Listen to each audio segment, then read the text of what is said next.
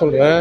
அரசாங்கத்தோடைய ஒரு புறம் நம்ம திட்டம் வகுக்கிறோம், நம்ம நிதி ஒதுக்குறோம், நம்ம எல்லா வகையிலும் எந்த கொள்கையில் திராவிட இயக்கத்தில் நம்ம சமூக நீதி, எல்லோருக்கும் வாய்ப்பு, எல்லோருக்கும் கல்வின்ற அடிப்படையில் இங்கிலீஷில் சொல்லுவாங்க டாப் டவுன், அதாவது சட்டம் திட்டம் நிதி ஒதுக்கி அங்கேருந்து மக்களுக்கு போய் அடையும்னு ஒரு புறம் முயற்சி செய்யும் போதே, இன்னொரு புறம் ஒவ்வொரு தனிநபரிடமும் ஏதாவது தனிப்பட்ட பிரச்சனையோ, தனிப்பட்ட குறையோ, தனிப்பட்ட தேவையோ இருக்கா என்று கண்டறிந்து அதற்கு ஏற்ப நடவடிக்கை சட்டத்துக்கு உட்பட்டு இருக்கிற நீதிமன்ற உத்தரவுகளுக்கு உட்பட்டு.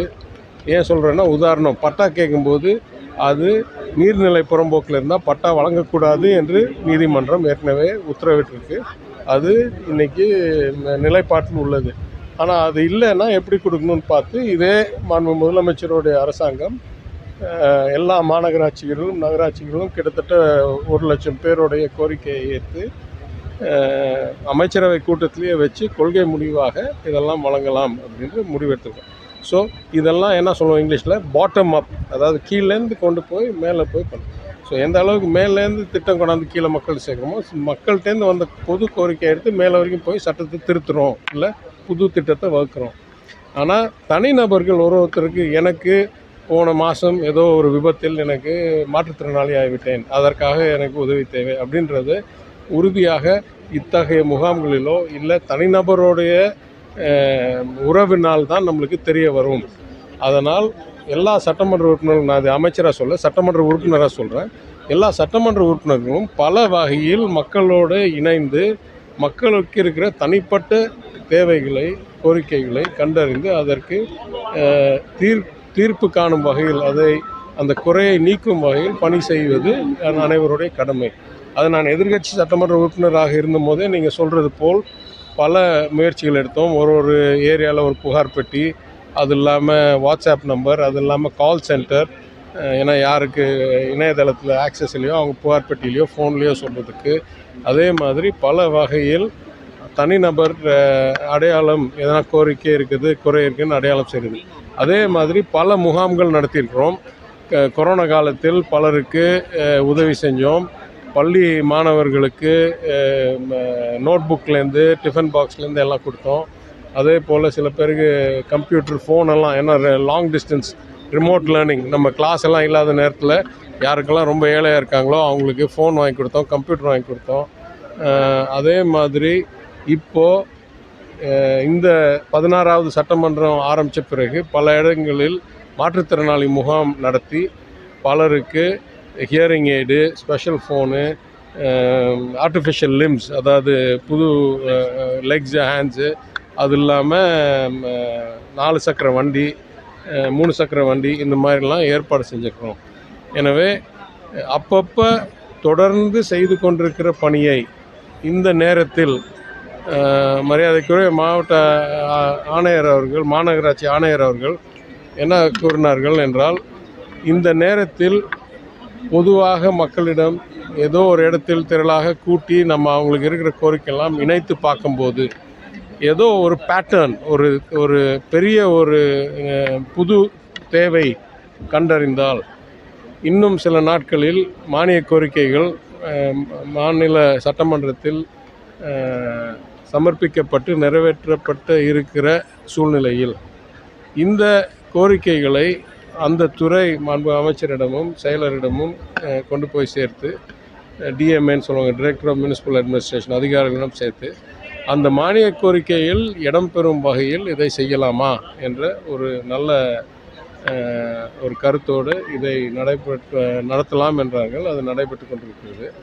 இன்றைக்கு கொஞ்சம் மழை வந்துருச்சுன்றதுனால கொஞ்சம் தயங்கலாக இருக்குது. ஆனாலும் நாங்களே ஏற்பாடு செஞ்சுருக்கோம் பலரை இங்கே அழைத்து வருவதற்கு உதவி செய்யும் வகையில். ஏற்கனவே எனக்கு தெரிஞ்சு ஒரு என்ன நம்பர் இருக்குது இது வரைக்கும் 100 எத்தனை மனு, எத்தனை 100 எத்தனை மனு, 100க்கு மேல் தனிநபர் மனுக்கள் இது வரைக்கும் நம்பர் ஆகிருக்கு. மாநகராட்சி சார்பாக ஆணையர் அனைத்து துறை அதிகாரிகளையும் கொண்டாந்துருக்கிறார்கள். அதே போல் இ-சேவை மையம், என்னுடைய துறையில் செயல்படும் இ-சேவை மையம் உடைய ஒரு இங்கே ஒரு டெஸ்க் வச்சு அந்த சேவை மூலமாக என்ன பண்ண முடியுன்றத லிஸ்ட் எடுத்து இதே மாதிரி எத்தனையோ வகையில் நம்ம முயற்சி செய்கிறோம். ஏன்னா இது அதாவது யாருக்கு தேவை இருக்குன்றத தனிநபரை கண்டுபிடித்து செய்கிறது என்றது இருக்கிறதுலையே கடினமானது. இணைத்து மேலே கொண்டு போகிறது பாட்டம் அப், மேலேருந்து திட்டமிட்டு கொண்டாந்துறது டாப் டவுன். ஆனால் இது ஒன் டு ஒன் செய்கிறது தான் இருக்கிறதுலையே கடினமான ஒரு தகவல் தேடும் முயற்சி. யாருக்கு என்ன தேவை இருக்குது, எங்கே இருக்காங்க, என்ன சூழ்நிலை இருக்காங்கன்னு அதை பல முயற்சிகளால் அதை செய்ய தொடர்ந்து செஞ்சிட்ருக்கோம். இன்னும் செய்யறதுக்கு வழி தேடிட்டு இருக்கோம். அத்தகைய முயற்சியில் இது ஒரு நிகழ்வு. சார், மத்திய அமைச்சர் வந்து பார்த்தீங்கன்னா அந்த தமிழக எம்பிக்களை தொடர்ந்து அவங்க தான் பேசுகிறாங்க. மும்மொழி கொள்கை தொடர்ந்து இப்படி போய்கிட்டே இருக்கு. நான் என்ன சொல்கிறேன், ஒரே ஒரு கருத்து, இதெல்லாம் நான் ஏற்கனவே முதலமைச்சர் நிறைய தடவை பேசியிருக்காரு. நான் ஒரே ஒரு கருத்து சொல்கிறேன். மும்மொழி கொள்கைன்றது முதலில் 1968 நல்லா புரிஞ்சு 1968 முதல் தேசிய கல்விக் கொள்கை, முதல் NEP நேஷனல் எஜுகேஷன் பாலிசி என்றது சட்டமாக அமல்படுத்தப்பட்டது. அன்றைக்கு இருந்த காங்கிரஸ் கவர்மெண்ட், அன்றைக்கு இருந்த மாண்பு பிரதமர் திருமதி இந்திரா காந்தி தலைமையில் நடந்த அரசாங்கத்தில் ஃபர்ஸ்ட் NEP அமல்படுத்தப்பட்டது. அன்னையிலேருந்து இன்னை வரைக்கும் மும்மொழி கொள்கைன்னு சொல்லிட்டு இருக்காங்க. ஆனால் உண்மையை பார்த்தா 68னா எத்தனை வருஷம் ஆச்சு? இப்போ கிட்டத்தட்ட 60 வருஷம் பக்கத்தில் ஆக போகுது. 56 வருஷம் 57 வருஷம் ஆச்சு. 57 வருஷத்தில் மும்மொழி கொள்கையை முறையாக எங்கேயுமே அமல்படுத்த முடியவில்லை, இல்லை முயற்சி செய்யவில்லை. ஏனென்றால் நம்மளை போல வளரும் நாடுகளில் அளவில்லாத பணமும் இல்லை, அளவில்லாத ஆசிரியர்களும் இல்லை, அளவில்லாத பள்ளிக்கூடங்களும் இல்லை. ஆனால் இருக்கிற ரீசோர்ஸஸ், இருக்கிற கட்டடங்கள், ஆசிரியர்கள், நிதியை வைத்து எப்படி சிறப்பான கல்வி வழங்குவது என்றது ஒவ்வொரு அரசாங்கத்துக்கும், ஒரு மாநில அரசாங்கத்துக்கும் ஒரு முக்கிய இலக்காக இருக்கும். இந்த இலக்கில் யாரெல்லாம் எங்களைப் போல் 2 மொழிக் கொள்கையை எடுத்திருக்கிறார்களோ, குறிப்பாக நான் தமிழ்நாடு மாத்திரம் பேசுகிறேன், அடுத்தவங்களை பற்றி பேசுகிறேன், சிறப்பான விளைவு கிடைச்சிருக்கு. தேசிய அளவுக்கு ஒப்பிட்டு பார்க்கும்போது, அதாவது தேசிய சராசரிக்கோ இல்லை தேசியத்தில் வேறு எந்த மாநிலத்தோடைய விளைவோட சிறப்பாக தமிழ்நாட்டுக்கு நம்மளுக்கு விளைவு கிடைச்சிருக்கு. அப்போது 68லேன்னு சொல்லியிருக்காங்க மும்மொழின்னு சொல்லியிருக்காங்க. நம்ம சொல்கிறோம் இல்லை, பேரறிஞர் அண்ணா எங்களுக்கு சொன்னது 2 மொழி தான். நம்மளுக்கு தமிழ், உலகத்துக்கும் நாட்டுக்கும் ஆங்கிலம். திருப்பி கேட்குறேன், எங்கேயாவது 2 மொழிக் கொள்கையை ஒழுங்காக நிறைவேற்றியிருந்தார்கள் என்றால், குறிப்பாக வட மாநிலங்களில், தமிழ்நாடை தவிர நான் பேசுகிறேன், யூபிலேயோ பீகார்லேயோ இல்லை ராஜஸ்தான்லேயோ மத்திய பிரதேஷ்லேயோ அமல்படுத்தியிருந்தார்கள் என்றால் நம்மளுக்கு 3வது மொழி தேவையே இல்லை. ஏன்னா அவங்க மொழி அவங்க கற்றுருப்பாங்க, அவங்களாம் ஆங்கிலம் கற்றுருப்பாங்க. எல்லா மும்மொழி கொள்கைகளையும் ஆங்கிலம் 2வது மொழியாக தான் கூறுகிறார்கள், 68லேருந்து கூறுகிறார்கள். எனவே 2வது மொழியை ஒழுங்காக கற்றுக் கொடுத்திருந்தார்கள் என்றால் இந்த மும்மொழி கொள்கை பிரச்சனையே வராது. இப்போ 3வது தேசிய கல்விக் கொள்கை என்ற ஒரு முயற்சியை பாராளுமன்றத்தில் கூட நிறைவேற்றாமல், நிதி ஒதுக்கீடில் அதற்கு இது பண்ணாதான் அதுக்கு நிதி கொடுப்போன்றதை எங்கேயும் கூறாமல், ஏன்னா அதுக்கு ஜனநாயகத்துக்கு விரோதம், சட்டமைப்புக்கு விரோதம். இப்போ திடீர்னு நான் சொல்வதனால் நீங்கள் இதை அமல்படுத்தணும்னா எந்த வகையில் இது நியாயமாகும்? இது அடிப்படை தவறுக்கு 3 சான்று. ஒன்று, எந்த சட்டமைப்புப்படியோ இல்லை சட்டம் படியோ அவங்களுக்கு அந்த மாதிரி திணிக்கிறதுக்கு அவங்களுக்கு அதிகாரமோ உரிமையோ கிடையாது. 2வது, எங்கேயுமே அவங்க 2 மொழி கொள்கையை கூட அமல்படுத்த முடியாதவர்கள்.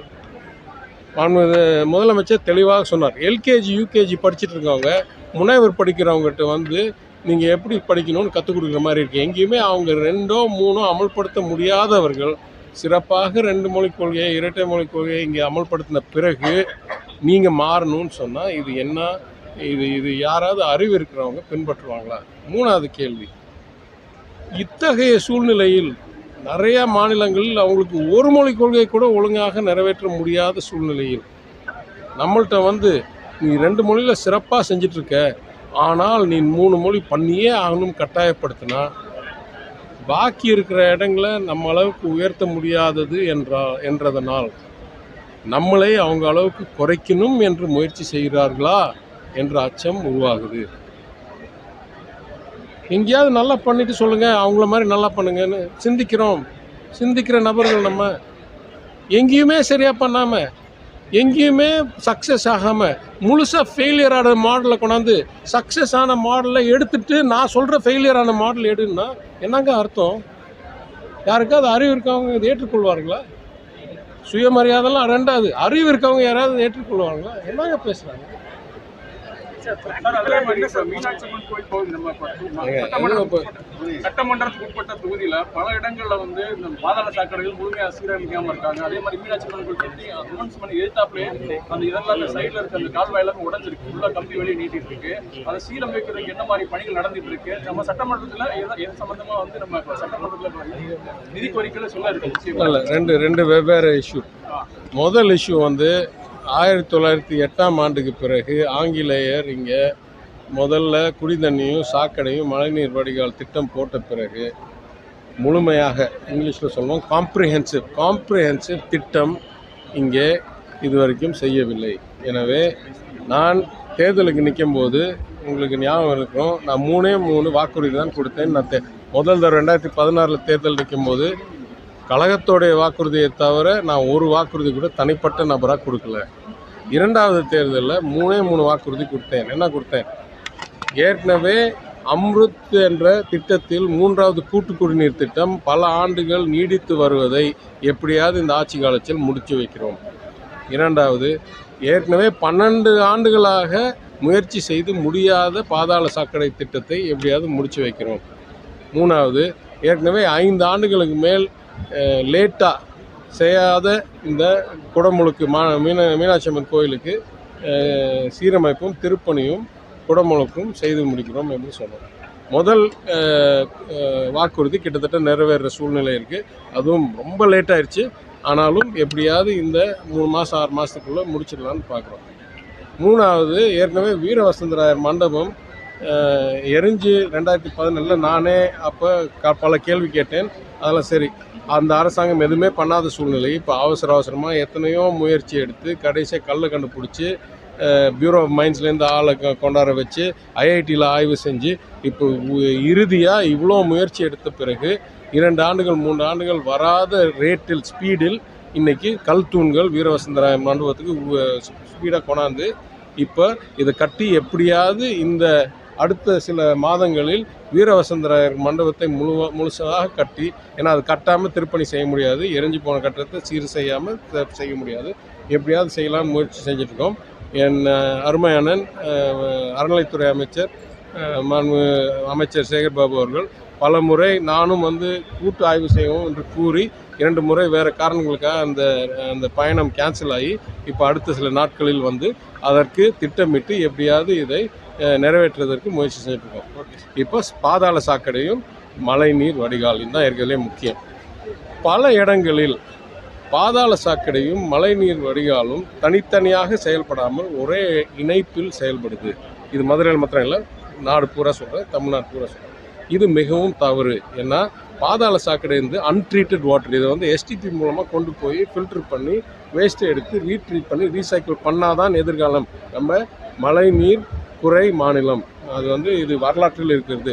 நிறையா நீர்நிலை கம்மாய், அணை, ஊத்து, ஏரி, குளம் எல்லாம் ஆக்கிரமிப்பு செய்யப்பட்டு நம்மளுடைய நீர் தேங்கல், அதாவது வாட்டர் ஸ்டோரேஜ் கெப்பாசிட்டி நம்மளுக்கு குறைஞ்சி போச்சு. So we have to take a profoundly different scientific approach. இது சாக்கடை பொறுத்த வரைக்கும். மழைநீர் வடிகால் பொறுத்த வரைக்கும் சாக்கடையில் சேராமல் இருந்தால் இது நல்ல தண்ணி. இந்த நல்ல தண்ணியை கால்வாய் மூலமாக கொண்டு போய் ஆற்றுல சேர்த்து ஆக்சுவலாக கிரவுண்ட் வாட்டர் ரெப்ளனிஷ்மெண்ட்டுக்கு நிறைய யூஸ் பண்ணலாம். அதனால் இது கலப்பதில் நல்ல தண்ணியை கொண்டு போய் கெட்ட தண்ணியில் ஊற்றுனதுனால நம்மளுக்கு தவறு வருது. எனவே இதை பிரிக்கணுன்றது அடிப்படை முயற்சி. எனவே நான் நிதியமைச்சராக இருக்கும்போதே இந்த திட்டத்தை வகுத்து 2 தனித்தனி ஆய்வுகள், பல கோடி ரூபாய்க்கு தனித்தனி ஆய்வுகள், பாதாள சாக்கடை திட்டத்தை முழுமையாக சீரமைக்கணும் என்றால் இதுக்கு என்னெல்லாம் செய்ய வேண்டும், அதே போல் தனிப்பட்ட மழைநீர் வடிகால் திட்டம் அனைத்து கால்வாய்களும் சேர்ந்து, ஆங்கிலேயர் காலத்தில் இந்த வாய்க்காலாம் இப்போ வச்சுட்டு போனாங்க கரெக்டாக, கிருதுமால், அனுப்பானடி, இதெல்லாம் பயன்படுத்தி எப்படி மழை நீரை மாத்திரம் தனியாக கொண்டு வந்து ஆற்றுல விடுறது, அது கிரவுண்ட் வாட்டர் ரீசார்ஜ் பண்ணுறது, எப்படி சாக்கடையை தனியாக பண்ணுறதுன்றதுக்கு 2 பெரிய நிறுவனங்கள், ஒன்று டாட்டான்னு நினைக்கிறேன், இன்னொன்று ஏன்னா என் துறை இல்லை, நானும் நிதியிலேருந்து மாறிட்டேன். ஆனால் அந்த அறிக்கையை நானும் தொடர்ந்து ஆய்வு செஞ்சு கொண்டே இருக்கிறேன். கிட்டத்தட்ட நிறைவேறிச்சு 2 அறிக்கையும். டிபிஆர், டீட்டெயில் ப்ராஜெக்ட் ரிப்போர்ட் எப்படி செய்யணும் என்றது ஒன்றும் பல 100 கோடி, நினைக்கிறேன் 1200 கோடி ஒன்று அதோட கொஞ்சம் ஜாஸ்தி. இது எப்படி செய்யணுன்றது 100, 115, 120 ஆண்டுகளுக்கு பிறகு புது திட்டத்தை முழுமையாக வகுத்து இதுவரைக்கும் செய்யாத பணியை செய்திருக்கிறோம். இதில் என்ன இப்போ தற்காலிகமாக பிரச்சனை என்னன்னா 2-3 இடத்துல வெவ்வேறு பணி நடந்துட்டுருக்கு. அது எல்லாத்தையும் ஒன்றா நீங்கள் நினைக்கிறீங்க. ஒன்று, ஏற்கனவே இந்த தண்ணிக்காக இந்த 3வது கூட்டு குடிநீருக்காக எல்லா இடத்துலையும் தனி வீடு கனெக்ஷன் கொடுக்கணுன்றதுக்காக ரோடெல்லாம் தோண்டியிருக்காங்க. இதெல்லாம் சீர் செய்யாமல் இருக்காங்க. அது தவறு தான். எனவே இந்த ஆண்டு அந்த கூட்டு குடிநீர் திட்டம் முடிந்தவுடன் நாங்கள் இந்த 5 வருஷம் ஆட்சி முடியறதுக்குள் இந்த ரோடெல்லாம் சீர் செய்வதற்கு தனி நிதி ஒதுக்கீடு கேட்டு மாண்புமிகு அமைச்சர் அதை ஏற்பாடு செய்து இன்றைக்கி ஏற்கனவே சட்டமன்றத்தில் அறிவிச்சிருக்கிறார். இன்னும் தகவல் வரும். அதனால் அடுத்த 3-4 மாதத்துக்குள்ளே இந்த 3வது கூட்டு குடிநீர் திட்டமும் எல்லா வீடு இணைப்பும் முடித்தால்தான் அதுக்கப்புறம் ரோடு போட முடியும். இல்லைன்னா ரோடு போட்டால் திருப்பி தோண்டுவாங்க. இது சீக்வன்சிங் ப்ராப்ளம். இது என்னுடைய விருப்பம் இல்லை, அப்படி நடந்துருச்சு. இது ஒரு புறம். ஆனால் அடிப்படை சாக்கடை திட்டமும் அடிப்படை மழைநீர் வடிகால் திட்டமும் இந்த ரிப்போர்ட்டை சமர்ப்பித்து அதற்கு ஏற்ப எவ்வளோ சீக்கிரம் எவ்வளோ ஃபாஸ்ட்டாக அதுக்கு நிதி ஒதுக்க முடியும் என்றதை பார்த்து, இது உறுதியாக ஒரு ஆண்டில் முடியாது. ஏன்னா அவ்வளோ நிதி அரசாங்கம் ஒரு மாநகருக்கு ஒரே வருஷத்தில் கொடுக்க முடியாது. அதனால் அதை எப்படின்னு பார்த்து இந்த தனித்தனி திட்டங்கள் எவ்வளவோ ஆய்வு செஞ்சிச்சு. அறிக்கை இவ்வளோ பெருசு இருக்குது. நான் பல முறை அந்த அறிக்கையை பார்த்துருக்கேன். இன்னும் அஃபிஷியலாக முடியலையே தவிர நானே அந்த ஆய்வாளர்கள், அந்த ஆலோசகர்களிடம் ஒவ்வொரு ஸ்டேஜ்லையும் எவ்வளோ ஆராய்ச்சி செஞ்சுருக்காங்க, எவ்வளோ தண்ணி வருது, எங்கே போகணும், என்ன பண்ணுறது பார்த்து கொண்டே இருக்கிறோம். அது கூடிய சீக்கிரம் அடுத்த 1 மாதம் 2 மாதத்துக்குள் 2 அறிக்கையும் நிறைவேற்றப்பட்டு டிபிஆராக அரசாங்கத்துக்கு சமர்ப்பிக்கப்பட்டு உறுதியாக இந்த ஆண்டே கொஞ்சம் நிதியாவது ஒதுக்கி அதோட முதல் கட்டமாவது வேலையை ஆரம்பித்து அது கொண்டு போகணும்.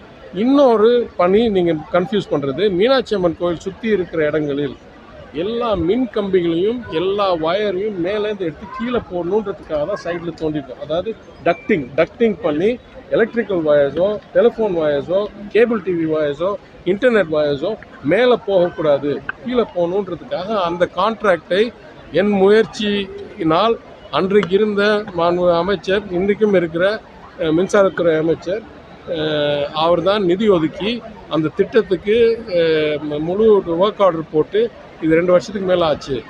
அந்த டெண்டர் ரொம்ப ஸ்லோவாக போயிட்டுருக்கு. ஏன்னா அந்த டெண்டர் ஒப்பந்தக்காரர் என்ன சொல்கிறாரு, அங்கங்கே தோண்டினால் தண்ணி நிற்கிற இடத்துல நாங்கள் வந்து வயரை போட முடியாது, கேபிளை இழுக்க முடியாது என்று. அதனால் போன அக்டோபர்லேருந்து நானே மாதம் ஒரு முன்னேற்ற அறிக்கையை கேட்டுக்கொண்டு, ஏற்கனவே போன வருஷமே முடிய வேண்டிய பணி முடியாத சூழ்நிலையில், ஏன்னா இங்கே என்ன சொல்கிறாங்க, தண்ணி தேங்கிறது கார்ப்பரேஷனுடைய பிரச்சனை, கார்ப்பரேஷன் அந்த தண்ணி அகற்றையில் நாங்கள் வந்து பைப்பை போட முடியாது, நாங்கள் வந்து டக்டை போட முடியாது, வயரை போட முடியாது, ஏன்னா மின் கம்பி வெடிச்சிரும், ஷாக் வந்துடும்.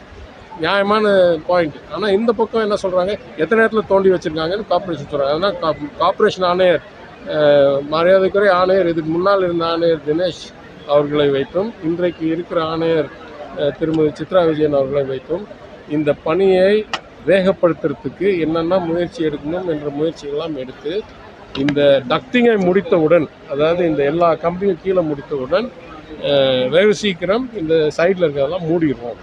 அது தனிப்பணி, அது சாக்கடைக்கு சம்மந்தம் இல்லை, வயரிங்காக தோண்டியிருக்கும்.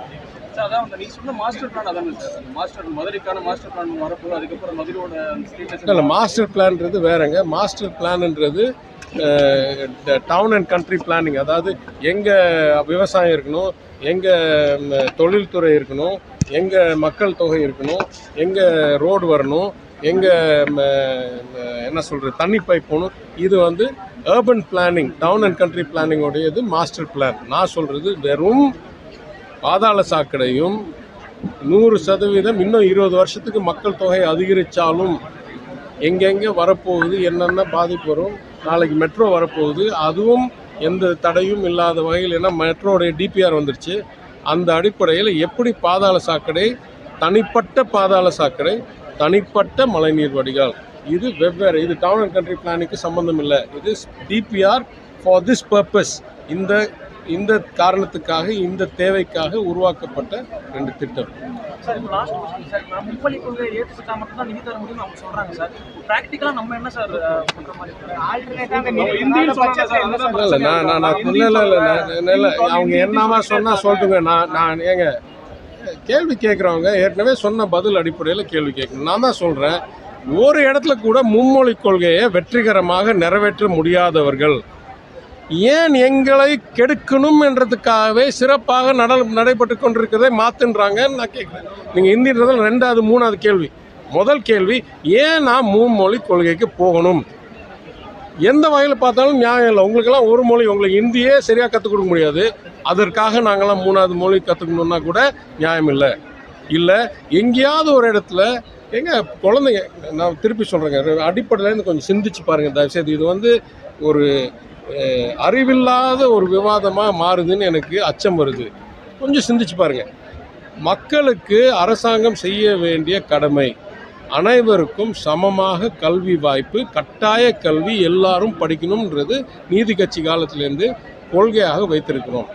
இப்போ நான் சொல்கிறேன், ஒரு ஸ்கூல் நடத்தும் போது சில பேர் 2 மொழி, சில பேர் 3 மொழின்னு என்னால் சிஸ்டமும் உருவாக்க முடியாது. உடனே நானும் பிரிவாக்குறேன். அதனால் இளைய வயதுகளில் அனைவருக்கும் சமமான எல்லா ஒரே கல்வி, அறிவியல் இவ்வளோ, கணக்கு இவ்வளோ, மொழி இவ்வளோ, பாக்கி சப்ஜெக்ட் இவ்வளோ, எல்லாத்துக்கும் சமமாக கொடுக்க வேண்டியன்றது அடிப்படை தத்துவம். It is a philosophy of education. இந்த சூழ்நிலையில் சிலர் கிராமப்புறத்துலேருந்து வருவாங்க, சிலர் ஏழை குடும்பத்துலேருந்து வருவாங்க, சிலர் பொருளாதாரம் முன்தங்கியிருப்பாங்க, சில பேர் நகரத்துலேருந்து வருவாங்க. இவங்களுக்கு எல்லாம் what is the common syllabus, பொதுவான பாடத்திட்டம் என்ன? அப்போ தான் எல்லாரும் சமமாக ஒரே புரிதலோடு வருவாங்கன்றதுக்காக நாங்கள் 2 மொழிக் கொள்கை, இரட்டை மொழிக் கொள்கையை வைத்திருக்கிறோம். இது எல்லா கட்சியும் சொல்கிறேன், அதிமுகவும் இதே மாதிரி தான் வச்சுருக்கு. ஏன் அன்னைக்கு இருந்த எல்லா கட்சியும் இது வரைக்கும் யாரும் இது எதிர்க்கலை. தமிழ்நாடுன்னு உருவாகின ஏதாவது ஒரு கட்சி மும்மொழி கொள்கைன்னு வேணும்னு சொல்லியிருக்காங்களா? ஏதாவது ஒரு கட்சி? அப்போனா எங்களுக்கு புரியுதுங்க, எங்களுக்கு விளைவு கிடைக்குதுங்க, எங்களுக்கு பல தலைமுறை அனுபவம் இருக்குங்க, இது சிறப்பாக நடத்தி கொண்டு இருக்குங்க. உலக அளவில் தமிழர்கள் சிறப்பாக கூகுள் தலைவர், ஆல்பபெட் தலைவர் யார்?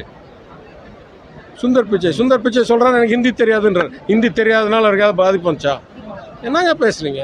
அதனால் திருப்பி மும்மொழின்னு சொன்னால், இப்போ நான் சொல்கிறேன், இன்னும் இதே பேசிகிட்டு இருந்தால் நம்மளை கெடுக்கிறதுக்காகவே பேசுகிறாங்கன்னு தான் நான் கருதுவேன். ஏன்னா நம்ம சிறப்பாக செஞ்சுருக்கோம். எங்களோட சிறப்பாக செய்கிறவர்கள் எங்களுக்கு என்னை மாதிரி நீயும் செய் அப்படின்னு சொன்னால் அந்த விவாதத்துக்கு நாங்கள் போகிறதுக்கு தயார். எனக்கு 10% கூட அவங்க விளைவு கிடைக்காதவர்கள் நம்மகிட்ட நீ செய்கிறது பத்தாது, இதோட சிறப்பாக செய்யணும், உங்கள்கிட்ட எங்கேருந்துங்க அறிவு வருது, உங்கள்கிட்ட எங்கேருந்துங்க தகவல் வருது, உங்கள்கிட்ட எங்கேருந்துங்க ஆதாரம் வருது, இதோட சிறப்பாக செய்ய முடியும்னு உங்களால் ஒரு மொழி கூட சரியாக கற்றுக் கொடுக்க முடியல. எங்கள்கிட்ட 2 மொழி பத்தாது 3ன்னு சொல்கிறீங்க. நான் கேட்குறேன், யாருக்கெல்லாம் அறிவு இருக்கும் நியாயமான கேள்வி கேட்போமா இல்லையா? திருப்பி இதே கேள்வி கேட்குறீங்க மும்மொழின்னு. சித்திரை ஃபெஸ்டிவல் போய்கிட்டு இருக்கு. நம்ம கோவில் யானையோட கண்டிஷன் நான் முகாமுக்கு வந்தேன்.